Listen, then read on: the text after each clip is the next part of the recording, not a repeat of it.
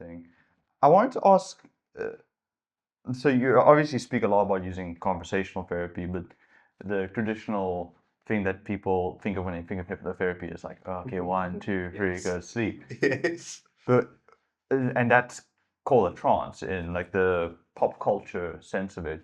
But Yes. when we spoke last, you said you enjoy just putting people in a trance in regular conversation.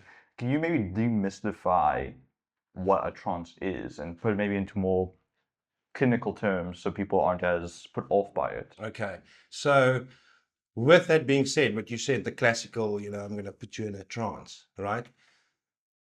It's because of all that information that people are misled because you're always in a trance. You're in a trance right now. You in this is we got a certain context going here. We're in a professional environment. You've got your setup here, and the context is here for business. I'm not gonna now take out my food and start eating my takeaways while we're doing this, right? Because we're in context, right? Does that make sense, right? But you're always in a different state of trance. In other words, if you come to me and you telling me, let's use the spider again. If we're sitting here and you see a small little spider over there and you freak out, but I don't, why is that? Is it because of the spider or is it because of what's inside of you?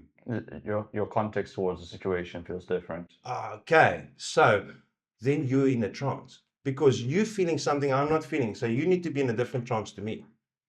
So trance is the contextual setting you put yourself in when you're in situations. Is that? And you're set within yourself, right? So if you come with a problem, you're in a trance of problems. You're in a state where you believe you got problems. Mhm. If I then help you as a therapist to get you into a state of solutions, you're in a different trance again, aren't you? Mhm. So when you're saying you're putting people into a trance, when you speak to them, you're putting them into a certain frame of reference on how to view Yes. things. And I guess in a clinical session, that would be a frame where you're bringing out the thing that's been hidden down beneath. Yes. So essentially Yes. walking people the path to remembering these things that happen within Yes. themselves. Yes. Interesting. So basically I help to evoke Mm. the resources within you due to playing around with the trances. So okay, you're telling me you've got this problem. If let me give you an example. If you tell me, listen, I've got a problem, and I just ask you, oh, why is it a problem? You'll give me a list of reasons, right?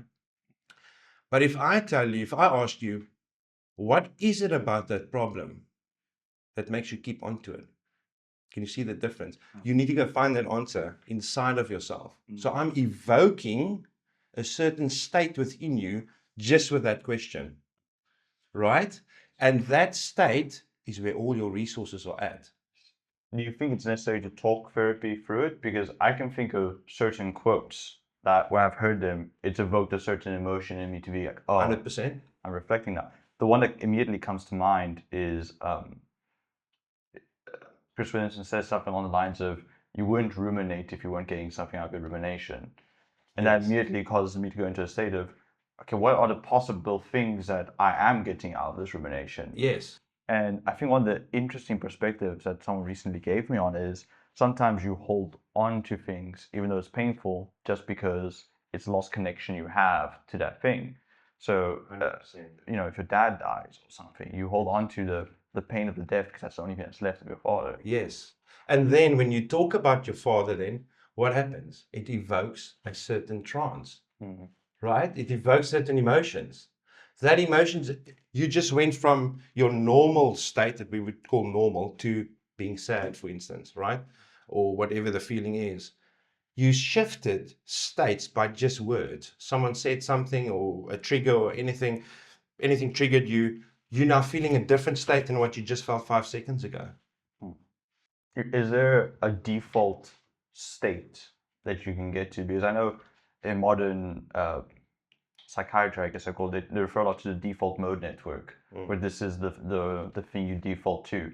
Is there a healthy default mode network to reach to, or is it all just contextual to what you're doing? It's always going to be, you're always going to be, number one, you're always going to be in a state. And number two, you're always going to be in the state you tell yourself. So whatever story you tell yourself, that's the state you're going to be in, right? And unfortunately, a lot of people, the stories they tell themselves, I mean, you got 90,000 thoughts a day, and 90% of them is the same thoughts as yesterday, and 90% of them is negative. So most people are always in a negative state of trance. So when they come and see me, I know how to talk to the unconscious so that I can evoke other states. So I can show you, you're stuck in that loop, you're telling yourself this story. Let me just show you something else quickly. And then as soon as the unconscious sees, hold on, this could be seen in a different light. There's change. This is possible, right? Think about it. How many times have you spoken to a friend? You feel sad and you feel down and you talk to a friend and he just says one sentence somewhere and you just go, aha, hold on, I feel a little bit different now. What happened? You went from a certain state that you're telling yourself the whole time that you are now feeding that seed. You're going to eat those fruits, right? You can't expect to put out bad seeds all the time and eat good fruit. It's interesting. So your subconscious basically finds a new defense mechanism, but one that serves you better. One that serves you better. That's the difference. That's very You interesting. hit the nail on the head there. To give you an example, think of a time where you felt really good. Hmm. Can you feel it now? Yeah. Okay, how did you do that? It this game maybe sound a little bit cheesy or corny, No, but not at all. when I get a good laugh out of a group, it makes me feel on top of the moon. But to relate back to what you said, it does remind me of a point of my childhood where I had the opposite effect, Okay. where I told a joke and someone got very angry or the group kind of shunned me for it. So it's almost like it's Yes. taking the exact situation and flipping it on its head. And that's probably why it's a powerful invocation of Yes. memory. Yes, but you can feel that, right? Mm. Yeah. So if I ask you, is it moving now? Can you feel it spread? Can you notice a difference now? So the thing is, as soon as you made me invoke that positive one, my brain immediately said, "Can we think of a negative example?" And I Of course you immediately, can. and I did feel a bit of a shift in like your body almost gets a bit colder in a sense, because you're altering, I guess Yes. that lens that you're saying now. Yes. So are you telling me that with the one sentence I told you, you went through a positive and a negative state? Yeah. So how did you do that? You don't even know how you did that, but you Yeah. did, right?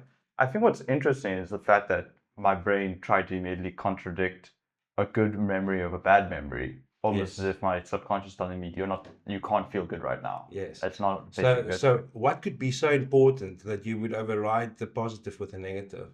I wonder what that means for you. Hmm. Makes you think. I think so. The thing is, I'm very self-reflective of these things, so I have a good idea. You're very aware, yes. Yeah. And it goes back to a lot of, as you said, in my childhood. I was a very bullied person Okay, growing okay. up, and it, it's funny how your brain latches to solutions that seem so logical at the time, but when you grow up, you realize they're illogical. So I went to 3 different schools throughout my life, and Okay. the first one I got bullied, and then I changed schools. Second one I got bullied, Oh no.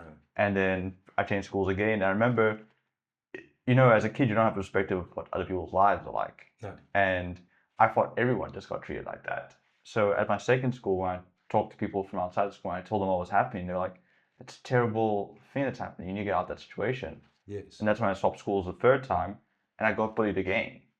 And then the logical conclusion to me as a kid is like, "Oh, it must be me. I must be the problem." Okay.